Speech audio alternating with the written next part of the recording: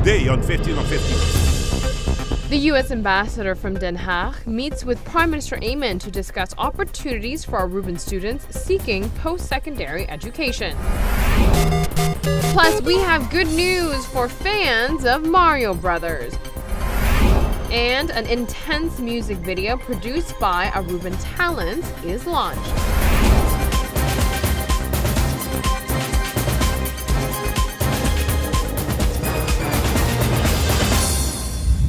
Thank you for joining us. I'm Yentl Lieuw.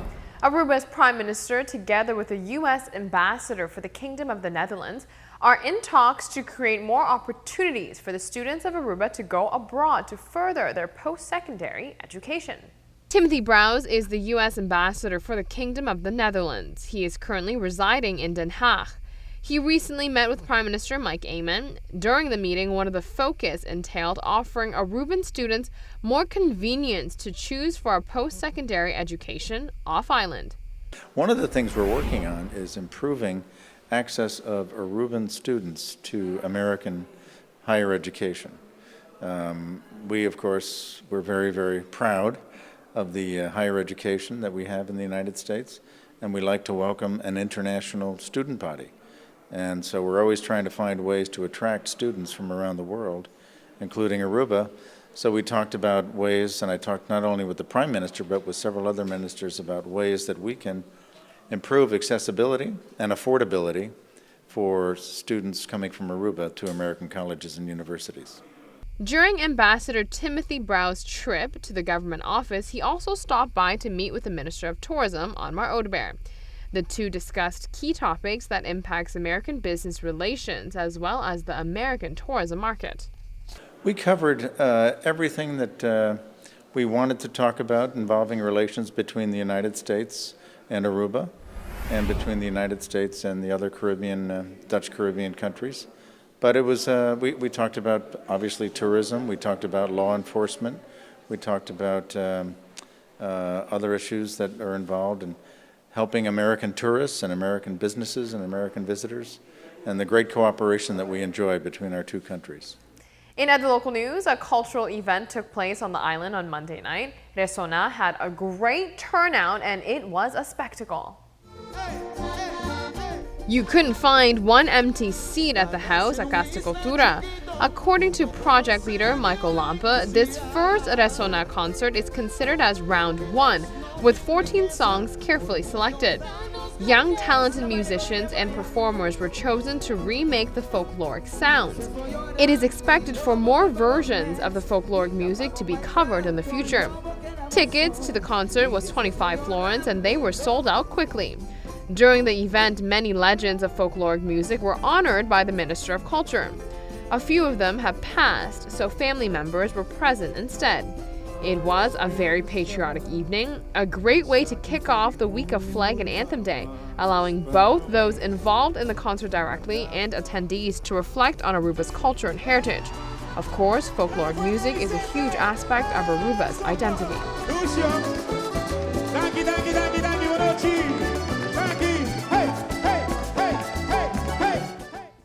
I spoke with a few people who attended the event and only heard good things. It is a great way to kick off the week of Himno y Bandera. Speaking of which, here is a reminder for visitors to stop by the Archaeology Museum of Aruba on Flag Day to take part in cultural activities.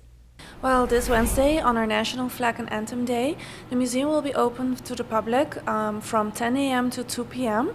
and we will have different activities going on for the whole family. So please come and enjoy your day with us. We have here the tranquera, the cutout of the Kadushi hedge. And the parts that are not finished yet, the kids can finish those painting. And after that, they can decorate it with these cute little animals made from recycled material. Also, we will have a workshop going on where you can make bracelets of recycled material and also keychains of the cork that you get on wine bottles, etc. That's not all. Senior members from Club Kibrahacha have been working hard to have their paintings finished to be displayed at the museum. So perhaps for this March 18th, you can celebrate the old and the young. When we return, one of the most beloved games of all time is coming to your smartphone and tablet. We will reveal which one it is. Also, find out what the game Google Feud is about, and it is time for smart contact lenses. Those lifestyle topics and more coming right up after the break. So don't go anywhere. What's so smart about these contact lenses? Find out next.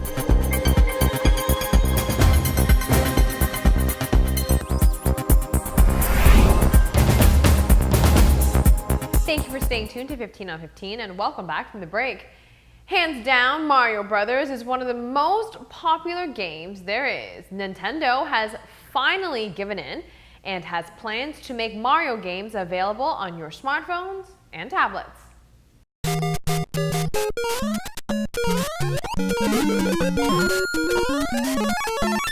From the sounds of Mario to the characters and even the graphics, Mario Brothers is a beloved game. So you have probably wondered, why isn't there an app for one of these games?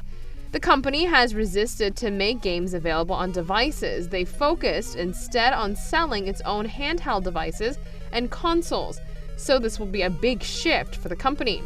Nintendo has partnered up with another company to create new apps based on existing Nintendo characters, such as Mario and Luigi, for mobile devices. Mobile gaming is now one of the biggest sources of growth for the video game industry, while console sales have been in decline. Therefore, it makes perfect sense for Mario Brothers to make this transition. Nintendo is working on new games and a membership service. Members only will be allowed to play with the new games on mobile devices, as well as PC and Nintendo systems. Nintendo did not specify how much the membership would cost, but I have a hunch it may be well worth it. Turning the page over to a different topic, you've no doubt noticed that when you start typing a search into Google, its autocomplete tool suggests the next word that you are about to enter next. Sometimes it is pretty entertaining to see what comes up, which is why the new game Google Feud spread across the internet like wildfire. The idea is to guess the top 10 terms that come up in Google's autocomplete tool, similar to how you guess what the survey says in Family Feud. While the game uses data from the search engine, it is not actually endorsed by or officially affiliated with Google or Family Feud for that matter. But it doesn't make the game any less fun. The game takes into account what you have searched for in the past, along with a variety of other factors. So check out Google Feud when you have time. Speaking of Google, the tech giant is being innovative once again, and this time with contact lenses. It's time for smart contact lenses. I mean, why not? There are smartphones, smart TVs, smartwatches. Why not make contact lenses smarter? Smart contact lenses uses technology to help diabetics and glasses wearers. The goal is to use the technology to measure glucose levels in the wearer's tears and help restore the eye's natural autofocus. Pretty smart. The lens's sensors are sandwiched between two soft layers to measure the glucose levels in the wearer's tears, transmitting this information wirelessly to connected smartphones. Google said it hoped the technology would help diabetics around the world by removing the need to perform regular painful blood tests. It is also hoped that this technology can also be modified to help those suffering from vision loss that occurs with age. The Google Smart Contact Lenses are coming from the same lab that brought you self-driving cars and Google Glass, so we can expect great things. We'll be right back. Take a look to see what is coming up next for you. Don't go anywhere, celebrating local music talents next.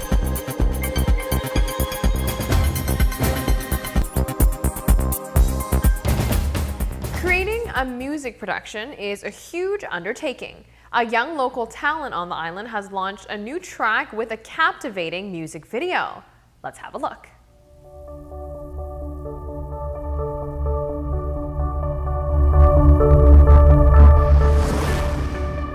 The song Miss You Too doesn't surround a typical love story. The man behind the song, Garrickson, is a DJ and music producer.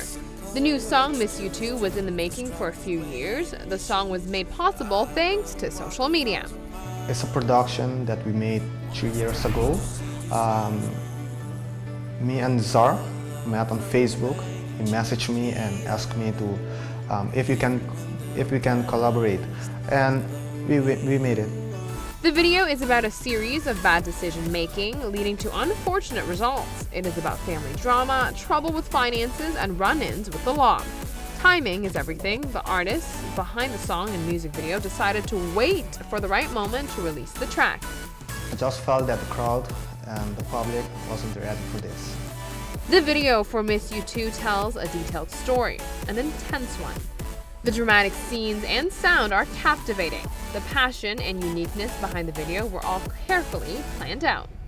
It's intense because me and the director sat once, and I told him that I want something different.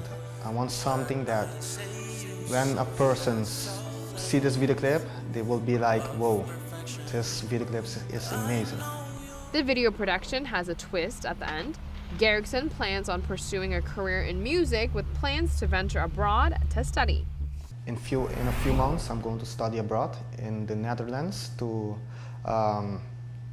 keep going with my musical career. For more sounds from Garrickson, you can search him up on Facebook. That is all the time we have for today. Thank you so much for joining us. We'll be back here Thursday night with great topics, so we'll see you then.